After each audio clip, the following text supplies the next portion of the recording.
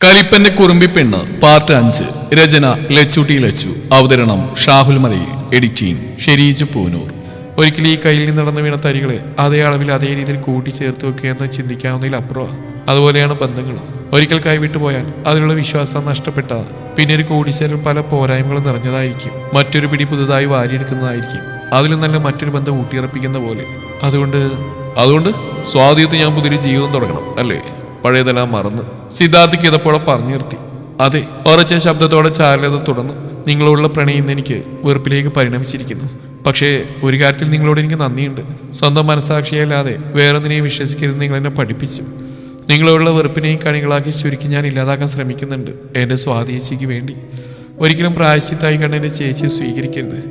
എന്നോട് ചെയ്തതിൽ അല്പമെങ്കിലും മനസാക്ഷി കുത്ത് തോന്നുന്നുണ്ടെങ്കിൽ പൂർണ്ണ മനസ്സോടെ അവൾ സ്വീകരിക്കാൻ സിദ്ധു തയ്യാറാവണം. എന്നോട് ചെയ്ത് ആ പാവത്തിനോട് ആവർത്തിക്കരുത്. എൻ്റെ അത്ര മനക്കരുത് ഒരുപക്ഷെ അവൾക്ക് കണ്ടെന്ന് വരില്ല. നിറഞ്ഞു തുളുമ്പുന്ന കൺതടങ്ങൾ അവനിൽ നിന്ന് ഒളിപ്പിക്കാൻ അവൾ പ്രയാസപ്പെട്ടു. ഇത് പറയാനാ ഞാൻ കാണുന്നെന്ന് പറഞ്ഞു. നിങ്ങൾ കാരണം എൻ്റെ സ്വാധീനയുടെ മുഖിനി കാണാൻ പാടില്ല, അപേക്ഷയാ. പിന്തിരിഞ്ഞു പോകാനൊരുങ്ങിയ ചാരുലതയുടെ കൈകൾ പെട്ടെന്നായിരുന്നു അയാളുടെ പിടിവീണ്. നിനക്ക് പറയാനുള്ളതെല്ലാം ഞാൻ നിശബ്ദത്തിൽ നിന്ന് കേട്ടില്ലേ? ഇനി എനിക്ക് കൂടി ഒരു അവസരം തരണം. എനിക്ക് പറയാനുള്ളത് നീയും കേൾക്കണം. ചോദ്യപാതിൽ ചാരുയാടെ കത്തുന്ന കണ്ണുകളിലേക്ക് നോക്കി. എനിക്കൊരു തെറ്റുപറ്റി. തെറ്റല്ല, നിന്നെ പോലെ പെണ്ണിനെ വഞ്ചിച്ച് പൊറുക്കാനാവാത്ത അപരാധം തന്നെയാണ്. ചാരുലതയുടെ പരിക്കമായ മുഖഭാവമെല്ലാം അയഞ്ഞു. അതിനു പക്ഷെ പകരമായിട്ട് സ്നേഹിച്ച പെണ്ണിനെ ജീവിതകാലം മുഴുവൻ അനുജത്തിയായി കാണാൻ എനിക്ക് മനസ്സില്ല. പെട്ടെന്നായിരുന്നു അവളുടെ മുഖഭാവം മാറിയത്. കടൽ തീരം നനച്ച അവളുടെ പാദങ്ങളെ അയാളുടെ അടുത്തേക്ക് അടുപ്പിച്ചു സിദ്ധാർത്ഥ്. അരക്കെട്ടിലൂടെ അയാളുടെ കൈകൾ ചുറ്റുമ്പോൾ എന്ത് ചെയ്യണമെന്നറിയാതെ പകച്ചുപോയി ചാരുലത. നിന്റെ വീട്ടുകാരുള്ള പക അത് നിന്നിലൂടെ തീർക്കാൻ ശ്രമിച്ചതിന്റെ പ്രായശ്ചിത്തം തന്നെയാ ഈ വിവാഹം. ഞാൻ ജയിക്കാൻ, നിന്റെ അച്ഛനെയും മുത്തച്ഛനെയും തോൽപ്പിക്കാൻ ഈ നാട്ടിലെ കുടിയേറിയവനാ ഞാൻ. പക്ഷേ നിന്റെ പ്രണയം അതില്ലാതായപ്പോഴാ ഞാൻ അറിഞ്ഞ് വെറുപ്പോടെ നിന്റെ കൂടെയുള്ള ഓരോ നിമിഷങ്ങളും ഞാൻ അഭിനയിക്കുമ്പോഴും അറിയാതെ എപ്പോഴേക്കും നിന്നെ സ്നേഹിച്ചു പോയെന്ന്. ഒരു ഞെട്ടിലോടെ സിദ്ധാർത്ഥിന്റെ കയ്യിൽ നിന്ന് അകന്നു മാറി ചാരു. ആള് വീണ്ടും ബലമായി തന്റെ കരവലയത്തിലാക്കി അയാൾ. ഇട്ടെറിഞ്ഞു പോകാൻ നിനക്ക് അവകാശമുണ്ട്, കാരണം ഞാനത് അർഹിക്കുന്നു. പക്ഷെ ഒന്ന് മാത്രം പറയാം, സ്വാധീനമായിട്ടുള്ള എൻ്റെ വിവാഹം അമ്മയുടെ നിർബന്ധമാണ്. സ്വന്തം തറവാട്ടിലേക്കുള്ള തിരിച്ചുവരവ് അമ്മയെ ഭ്രമിപ്പിച്ചിട്ടുണ്ടാവാം. ഇത്രയും നാൾ പക്ഷേ ഞാൻ കാത്തിരുന്ന് നിന്നെയായിരുന്നു, എൻ്റെ ചാരുവിനെ. ഈറനണിഞ്ഞ അവളുടെ മുടിയകൾ കൈവിരലുകളിൽ കുരുക്കിയാൾ അവളോട് ഒട്ടി നിന്നു. പഴയത് മറക്കണമെന്ന് പറയാനല്ലായിരുന്നു. സാധിക്കുമെങ്കിൽ നിന്റെ ഹൃദയത്തിൽ ഒരിക്കൽ കൂടി എനിക്കൊരു ഇടം ചോദിക്കാൻ. അത്രയ്ക്ക് ഞാൻ ഇഷ്ടപ്പെട്ടു പോയിരുന്നു നിന്നെ. പക്ഷേ അത് ഞാൻ മനസ്സിലാക്കാൻ നീ എന്നിൽ നിന്ന് അകലേണ്ടി വന്നു എന്ന് മാത്രം. തിരികെ വന്നപ്പോഴേയും കാര്യങ്ങൾ കൈവിട്ടു പോയിരുന്നു. എങ്ങനെയും തറവാട്ടിലേക്ക് ഒരു തിരിച്ചുപോക്ക്, പടിയടച്ചു പിണ്ണം വെച്ചെന്ന അപമാനം, അതൊക്കെ മറക്കാൻ മുത്തശ്ശൻ നീട്ടിയെന്ന ആലോചന അമ്മയ്ക്ക് ധാരാളമായി. അച്ഛനെ നേടിയത് മുതൽ നഷ്ടങ്ങൾ മാത്രം സമ്പാദിച്ച അമ്മയുടെ കഷ്ടപ്പാട് ആവോളം കണ്ടറിഞ്ഞ് എനിക്ക് ആ സന്തോഷം തള്ളിക്കെടുത്താനായില്ല. പറഞ്ഞു നോക്കി ഒരുപാട്. പക്ഷേ അയാളുടെ മുഖത്തെ നിരാശാഭാവം കണ്ട് ചാരുലതയുടെ കണ്ണുകളിലും കണ്ണീർ പൊടിഞ്ഞു. ഒരു നിമിഷത്തേക്ക് കൈവിട്ടു പോയതുപോലെ അയാളോട് ചേർന്നപ്പോഴേക്കും അഗ്നിയിൽ തൊട്ട പോലെ അവൾ പൊള്ളിയടന്ന് പിറകിലേക്ക് മാറി. പാടില്ല, നാളെ കഴിഞ്ഞ് തന്റെ ചേച്ചിയുടെ ഭർത്താവേണ്ട ആളാണ്. ഇങ്ങനെയൊരു ഭാഗത്തിൽ സിദ്ധുവിനെ കാണാൻ താൻ ഒരുപാട് കൊതിച്ചിരുന്നു. പക്ഷെ ഇപ്പോൾ അവളുടെ ദേഷ്യം അലിഞ്ഞില്ലാതെയാവുന്ന അവളൊരു ഉത്ഭയത്തോട് ഓർത്തു. അവളുടെ മുഖഭാവം മാറി. പുച്ഛത്തിന്റെ ചേഷ്ടങ്ങൾ മനഃപൂർവ്വം മുഖത്തണിഞ്ഞ് ചാരുലത. മതിയാക്ക് സിദ്ധു, കണ്ടും കേട്ടും അടുത്തുപോയി നിങ്ങളുടെ ഈ ഭാവങ്ങളും ഭാവമാറ്റങ്ങളും വാചകസത്തുകളും. ഒരിക്കൽ കൂടി വഞ്ചിക്കപ്പെട്ട ഞാനല്ലാതായിപ്പോ. എങ്ങനെ ഒരാളെ വിശ്വസിക്കാതിരിക്കുന്നത് ഞാൻ പഠിച്ചത് നിങ്ങളിലൂടെയാ. നിങ്ങളെ വീണ്ടും ഞാൻ വിശ്വസിക്കുന്ന കരുതിയെങ്കിൽ തെറ്റി. നിങ്ങളുടെ പുറകെ നടന്ന പൊട്ടി കുട്ടികളെ ഇപ്പൊ ചാരു. പ്രായത്തോടൊപ്പം മനസ്സിനെ പാവപ്പെടുത്താൻ എനിക്ക് കഴിഞ്ഞിട്ടുണ്ട്. നിങ്ങളിൽ നിന്ന് മുക്തനാവാൻ ഞാനെടുത്ത നാളുകൾ നിങ്ങളോടുള്ള അറപ്പിനെ മനസ്സിൽ കുത്തി നിറക്കാൻ എടുത്തതിനേക്കാൾ കൂടുതലായിരുന്നു. അത് യാഥാർത്ഥ്യം. പക്ഷേ ഇപ്പോൾ ഉള്ളിൻ്റെ ഉള്ളിൽ ചെറിയൊരു ഇഷ്ടത്തെ പോലും പകയുടെ വേവിൽ എരിച്ച് കളഞ്ഞിരിക്കുന്നു ഞാൻ. പഴയ ബന്ധത്തിന്റെ പേരിൽ ഇനി എന്നെ കാണരുത് നിങ്ങൾ. സ്വാധീനിച്ചുള്ള ബന്ധത്തെ മാത്രമായിരിക്കും ഇനി നമ്മൾ തമ്മിലുള്ള പരിചയം. എൻ്റെ ഓർമ്മയുടെ അവശേഷിപ്പ് പോലും നിങ്ങളിൽ വേണ്ട. എനിക്കത് ഇഷ്ടമല്ല. അവസാനമെത്താത്ത ഭൂമിയുടെ പരപ്പോളം, ഈ കടലിന്റെ അറ്റമെത്താത്ത ആഴത്തോളം ഞാൻ നിങ്ങളെ വെറുക്കുന്നു സിദ്ധു. ഈ രീതിയിലൊരു കൂടിക്കാഴ്ച ഒരിക്കലും നമ്മൾ തമ്മിൽ ഉണ്ടാവാൻ ഇടവരാതിരിക്കട്ടെ. വീരോട് അത്രയും പറഞ്ഞ് അവസാനിപ്പിച്ചുകൊണ്ട് സിദ്ധാർത്ഥിന്റെ കൈകളെ ബലമായി വിടുവിച്ച് തിരിഞ്ഞടന്ന് ചാരുലത. പോയിക്കോളൂ ചാരു, പക്ഷേ ഞാൻ നിന്നെ സ്നേഹിച്ചിരുന്നു, സ്നേഹിക്കുന്നു, ഇനിയും സ്നേഹിക്കും. എൻ്റെ ജീവനേക്കാളേറെ പ്രണയിക്കും. ഇനിയൊരു പക്ഷെ മണ്ണിനോട് ചേർന്ന് പോയാലും എൻ്റെ ആത്മാവിന് ജീവനുണ്ടാവും. നീ എന്ന നിശ്വാസം അതിൽ അടങ്ങുന്നിടത്തോളം. ഉറക്കെ വിളിച്ച് പറയാനൊരുങ്ങുന്ന മനസ്സിനെ സിദ്ധാർത്ഥ് മൗനമായി പിടിച്ചിർത്തി. ഇനി എൻ്റെ സ്വാധീനിച്ച് പേടിക്കണ്ട. സിദ്ധുവിനോട് ഞാൻ എല്ലാം പറഞ്ഞ് ശരിയാക്കിയിട്ടുണ്ട്. ആൾക്ക് ചെറിയൊരു ഡിപ്രഷനായിരുന്നു, എക്സ് ലവ് അഫെയറിന്റെ. അതൊക്കെ പതുക്കെ മാറിക്കോളുന്നു. എൻ്റെ സ്വാധീനിച്ചല്ലേ, ആ പെൺകുട്ടിയെക്കാളും സിദ്ധാർത്ഥിനെ സ്നേഹിക്കാൻ നിനക്ക് പറ്റും. 1000 പൂത്തിരി വിരിയുന്നുണ്ടായിരുന്നു സ്വാതിയുടെ കണ്ണുകളിൽ. വരാൻ പോകുന്ന വിപത്തുകളെ വിളിച്ചോതും വിധം ചാരുവിന്റെ മനസ്സും കത്തിപ്പടരുന്നുണ്ടായിരുന്നു.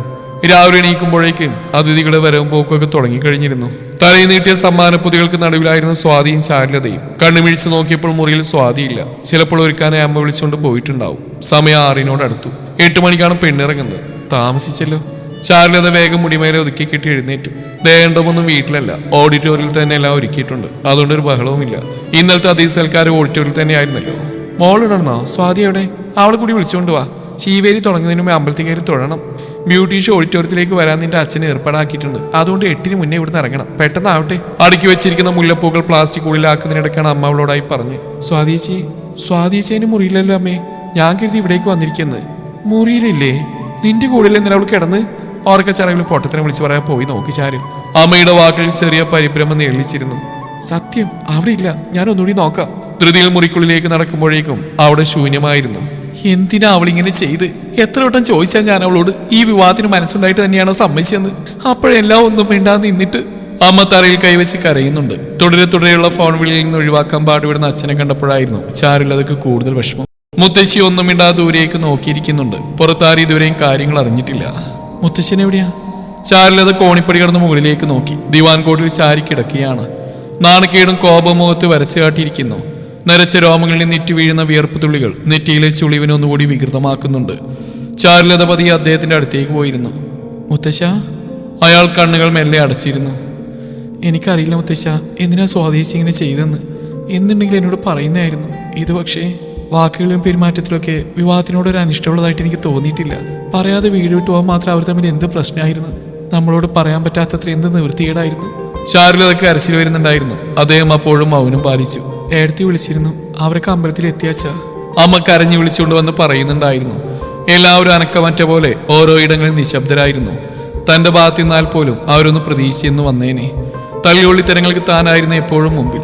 അവൾ എപ്പോഴും ഒരു മിണ്ടാപൂച്ച തന്നെയായിരുന്നു. അച്ഛനെയും അമ്മയും മറികടന്ന് ഒരു മണൽത്തരിയെ പോലും സ്വപ്നം കാണാത്തവൾ. അപ്പോൾ അവർക്കുണ്ടാവുന്ന ആഘാതവും അവളിൽ അർപ്പിച്ച വിശ്വാസത്തിനേക്കാൾ വലുതായിരിക്കണം. എന്താ ചെയ്യാന്ന് എനിക്കൊരു ഊഹമല്ല അച്ഛ. അവൾ പറയാതെ ഇറങ്ങിപ്പോയതാണോ അത് അവൾക്ക് എന്തെങ്കിലും അരുതായിക സംഭവിച്ചാവുന്നൊക്കെ ആലോചിച്ചിട്ട് എനിക്ക് ഇരിപ്പുറക്കുന്നില്ല. ജയവർദ്ധൻ ചിന്താവിഷ്ടനായി. ദൈവമേ, എന്റെ കുഞ്ഞിനൊരാപത്തും വരുത്തല്ലേ.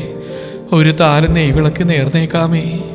മുത്തശ്ശി കണ്ണീർ വാർത്തുകൊണ്ട് മുകളിലേക്ക് കൈകൂപ്പി. മുത്തശ്ശൻ അപ്പോഴും മൗനിയായിരുന്നു. ഒരക്ഷരം മിണ്ടുന്നില്ല. ചാരുലത അന്താളിപ്പോടാതെ ശ്രദ്ധിക്കാതിരുന്നില്ല. ഓഡിറ്റോറിയത്തിൽ നിന്നും ഫോൺ വന്നിരുന്നു. മുഹൂർത്തമാവാൻ ഇനി 1 മണിക്കൂർ തികച്ചില്ല. ചെക്കൻ കൂട്ടിലെത്തിയിട്ടും പെണ്ണെത്തിയില്ലെന്ന് അറിഞ്ഞാൽ വിളി വരുന്നു. അവരോടൊക്കെ എന്ത് സമാധാനം പറയും? എങ്ങനെ ഇനി തല ഉയർത്തി നടക്കും? ഇറങ്ങിപ്പോയതിനു മുന്നേ അവൾക്കിത്തിരി വിഷം ഞങ്ങളുടെ വായിലിറ്റിച്ചൂടായിരുന്നോ? അച്ഛന്റെ വാക്കുകൾ അമ്മയുടെ കരച്ചിലിന്റെ ആക്കം കൂട്ടി. അപ്പോഴേക്കും ഫോൺ ശബ്ദിച്ച് കേട്ട് അമ്മ നെഞ്ചിരിപ്പോടെ അച്ഛനെ നോക്കി. ജാനകി എടുത്തിയാ മോളിറങ്ങിപ്പോയത് എങ്ങനെ ഞാൻ അവരോട് പറയും? ശത്രുത മാറിയൊന്ന് അടുത്ത് വരുന്നേ ഉണ്ടായിരുന്നുള്ളൂ. ഇതിപ്പോ അവരെ വീണ്ടും അപമാനിക്കുന്നതിന് തുല്യായില്ലേ? ഞാൻ എന്താച്ചാ ചെയ്യണ്ടേ? അച്ഛന്റെ ചോദ്യം കേട്ടിട്ട് മുത്തശ്ശൻ പ്രതികരിച്ചില്ല. എന്തായാലും ഫോൺ എടുക്ക്. എന്തായാലും അവളോട് കാര്യങ്ങൾ പറഞ്ഞല്ലേ പറ്റുള്ളൂ. മുത്തശ്ശിയുടെ നിർബന്ധം മൂലം അച്ഛൻ ഫോണുമായി വെളിയിലേക്ക് പോയി. അടക്കിയ ശബ്ദത്തിൽ എന്തൊക്കെയോ പറയുന്നുണ്ടായിരുന്നു.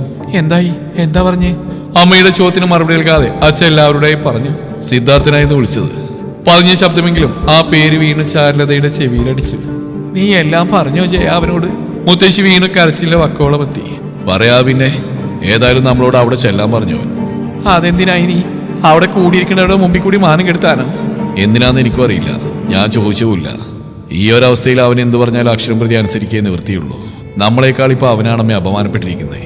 അച്ഛന്റെ സ്വരത്തിലെ നമ്പരം ചാരി തിരിച്ചറിഞ്ഞു. സിദ്ധുവിനെ വീണ്ടും അഭിമുഖീകരിക്കാനുള്ള ഒരു മടി ചാരുലതക്കുണ്ടായിരുന്നു. ഞാൻ വരുന്നില്ല അച്ഛാ, നിങ്ങൾക്കുണ്ടല്ലോ, പോയിട്ട് വരൂ. ആൾ നിർനിമേഷായി നിന്നു. മോളെ. അദ്ദേഹം അടുത്ത് വന്ന് അവളെ ചേർത്ത് പിടിച്ചു. എല്ലാവരും അവിടേക്ക് വരണമെന്ന് അവൻ പറഞ്ഞു. മുത്തശ്ശനും മുത്തശ്ശി ഉൾപ്പെടെ. മോള് മാത്രം മാറി നിൽക്കരുത്. തെറ്റ് നമ്മുടെ കുട്ടിയുടെ ഭാഗത്ത് തന്നെയല്ലേ? നമ്മളോളം തന്നെ നാട്ടുകാരുടെ മുമ്പിൽ തലകുനിച്ച് നിൽക്കേണ്ടി വരും സിദ്ധുവിനും. ഇനി അഥവാ സ്വാതി അന്വേഷിച്ച് കണ്ടുപിടിക്കാൻ നമുക്ക് പറ്റിയ അവളെ വീണ്ടും സ്വീകരിക്കാൻ മനസ്സുണ്ടെങ്കിലോ? ഈ ഒരവസ്ഥയിലും സ്വാർത്ഥതയുടെ അംശങ്ങൾ ഇപ്പോഴും ഓരോരുത്തരുടെ ഉള്ളിലും തളം കെട്ടി നിൽക്കുകയാണെന്ന ചിന്തയിൽ ചാരു വ്യതവുണ്ട്. സ്വന്തം മകളുടെ ഭാവിയെക്കുറിച്ചുള്ള അച്ഛന്റെ ആവലാതിയുമാകാം. പെണ്ണിനെ ഓഡിറ്റോറിയത്തിലേക്ക് കൂട്ടിക്കൊണ്ടുപോകാനുള്ള കാറിൽ അവരെല്ലാം പുറപ്പെട്ടു, സ്വാതി ഒഴിച്ച്. ആ കുടുംബത്തിലെ മറ്റംഗങ്ങളെല്ലാം നിശബ്ദമായി വിഷാദത്തോടെ ഇരുന്നു. മോളെ, ഞാനൊരു കാര്യം ചോദിച്ചാൽ സത്യം പറയുക നീ? അരികത്തായി ചേർന്നിരുന്നുകൊണ്ടാണ് അമ്മയുടെ ചോദ്യം. അവൾ എന്താണെന്ന് മട്ടിൽ നോക്കി. അവൾക്ക് ആരോടെങ്കിലും ഇഷ്ടമുള്ളതായിട്ട് മോൾക്ക് അറിയോ? നീ അറിയാത്ത ഒന്നും അവളുടെ ജീവിതത്തിലില്ല. എല്ലാം നിന്നോട് പറയുന്ന അവൾ ഇത് മാത്രം ഒളിപ്പിച്ചെന്ന് അമ്മയ്ക്ക് വിശ്വസിക്കാനാവുന്നില്ല. എനിക്കറിയില്ല അമ്മേ. സ്വാതിച്ചേക്ക് അങ്ങനെ ഒരു ഇഷ്ടമുണ്ടായിരുന്നെങ്കിൽ നിങ്ങൾ പറയുന്ന ഏതൊരു ആലോചനയ്ക്കും പെണ്ണാണല്ലൊക്കെ നിന്നേറിയായിരുന്നോ? എത്രയോ ആലോചനകൾ പകുതി വഴിയിൽ മുടങ്ങിപ്പോയി. അപ്പോഴെല്ലാം ചേച്ചിക്ക് പറയായിരുന്നല്ലോ. എൻ്റെ അറിവിൽ ചേച്ചിക്ക് ഈ വിവാഹത്തിനോട് ഒരു എതിർപ്പില്ലായിരുന്നു. എന്തിനാണ് പിന്നെ ഇങ്ങനെ ചെയ്തതെന്ന് ചോദിച്ചാൽ എനിക്കറിയില്ല. ഇടറിയ ശബ്ദത്തോടെ ചാരുലത പറയുമ്പോഴും ഒരു കാരണം അവിടെ ചിന്തകളെ ചുറ്റിപ്പിടിക്കുന്നുണ്ടായിരുന്നു. സിദ്ധു, ഇനി അയാൾ കാരണമായിരിക്കും തന്റെ ചേച്ചി എല്ലാ കാര്യങ്ങളും അവളോട് അയാൾ തുറന്നു പറഞ്ഞിട്ടുണ്ടാവുമോ? തനിക്ക് വേണ്ടി മാറിത്തരണമെന്ന് തോന്നിയതാണോ ആ പാവം? ചാരുലതയുടെ ഉള്ളുവിടഞ്ഞു. എന്താ ശരിക്കും ഉണ്ടായത്? ചെന്നേരുടെ അകത്തെ മുറിയിലേക്ക് കൊണ്ടുപോയായിരുന്നു ജാനകിയപ്പ ചാരുവിന്റെ അമ്മയോടും അച്ഛനോടുമായി കാര്യങ്ങൾ ആരാഞ്ഞത്. എനിക്കറിയില്ല ജാനകി, അവൾ എന്തിനാ ഈ ദ്രോഹം ഞങ്ങളോട് കാട്ടിയെന്ന്. ഒരു വാക്ക് പറയായിരുന്നു, ഈ ബന്ധം താല്പര്യമില്ലെങ്കിൽ. ഇതിപ്പോ നമ്മളെയും നിങ്ങളെ ഒരുപോലെ വിഡ്ഢികളാക്കി. നിന്നോടൊന്നും പറഞ്ഞില്ലേ മോളെ അവള്? അവർ ചാരുവിന്റെ കൈകൾ കടന്നു പിടിച്ചു. അവൾ നിസ്സായതയോടെ തലയാട്ടി. ജനലിനപ്പുറത്തേക്ക് കണ്ണു നട്ടി നിൽക്കുന്ന സിദ്ധാർത്ഥിനെ അവൾ കണ്ടു, വരന്റെ വേഷത്തിൽ. ഒരിക്കൽ താൻ സ്വപ്നം കണ്ടിരുന്ന അതേ മുഹൂർത്തം, അതേ വേഷം. പക്ഷെ സാഹചര്യം മാറി. അതിനോട് പൊരുത്തപ്പെട്ടു വന്നപ്പോൾ കാര്യങ്ങൾ അതിൽ നിന്ന് വ്യതിചലിച്ച് കൂടുതൽ വഷളായിരിക്കുന്നു. ഇന്നലെ രാത്രിയും ചേച്ചി സന്തോഷവതിയായിരുന്നു. അന്ന് സിദ്ധുവിനെ കണ്ട് കാര്യങ്ങൾ പറഞ്ഞ ശേഷം അവളുടെ മൂടിക്കെട്ടിയുള്ള അവസ്ഥയിൽ നിന്നൊരു മാറ്റം കണ്ടതാണ്. ഇനിയൊരു പക്ഷേ സിദ്ധാർത്ഥ് തുറന്ന് സംസാരിച്ചപ്പോൾ തന്നെ പറ്റിയും തങ്ങളുടെ ബന്ധത്തെപ്പറ്റിയും പരാമർശിച്ച് കാണുമോ? അതായിരിക്കുമെന്ന് എന്റെ മനസ്സ് പറയുന്നു. തുടരും ഈ കഥയുടെ ബാക്കി ഭാഗം നാളെ ഇതേ സമയം.